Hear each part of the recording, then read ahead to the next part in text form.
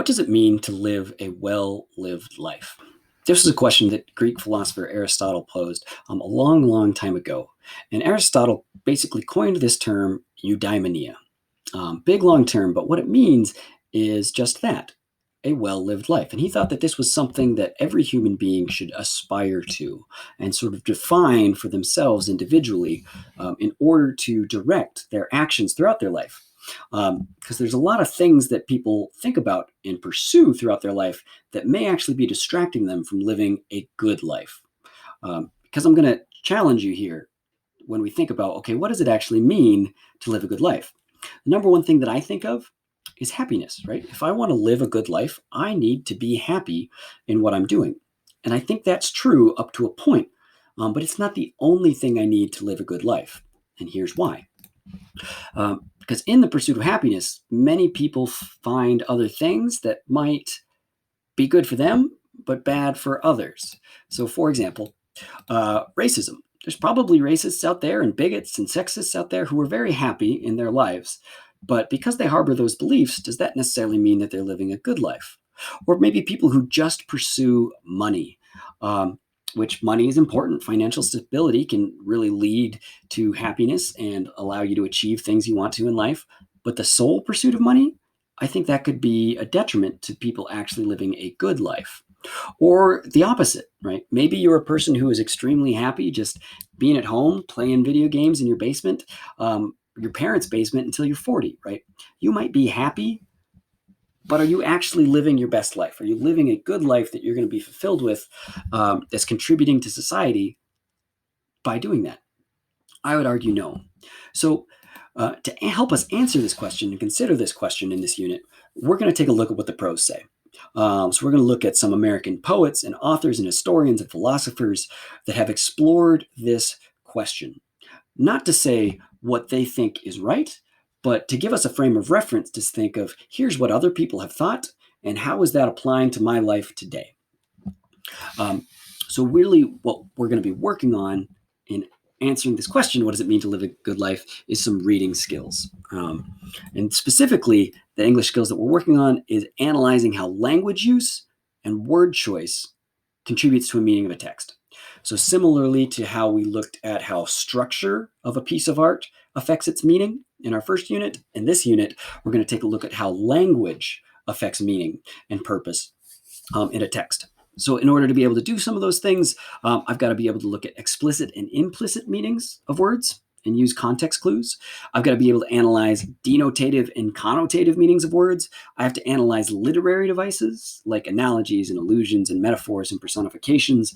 And then lastly, I've really got to take a look at how word choice affects tone and meaning and purpose together. If you're not sure of what all those bolded vocab words means, don't worry. That's what we're working on through the rest of this unit. So as part of our reading skills, we should really consider ourselves as readers. We probably haven't really come up with concrete reading strategies since maybe like third grade. And turns out those strategies that you got back in third grade still are really useful in high school. So here's a couple of highlights that I want you to try to use throughout the course of this unit. Number one, whenever you're reading, try to define a purpose. Think about, why am I reading this? What am I reading it for?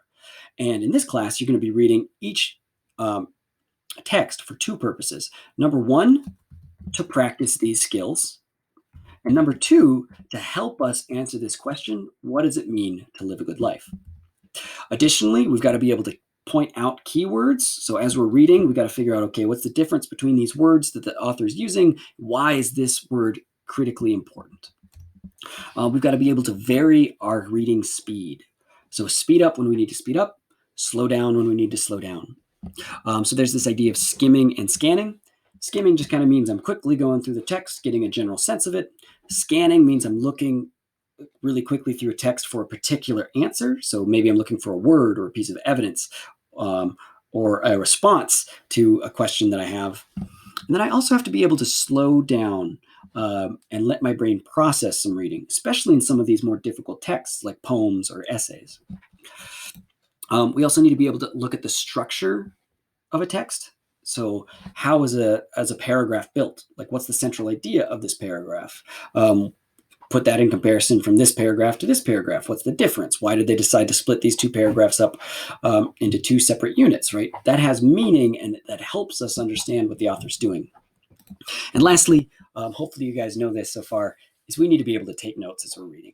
Reading is a very passive skill, because all I'm doing is I'm putting information into my brain. And I have to work a little bit more when I'm reading something versus when I'm watching it. But I'm still just putting information in my brain.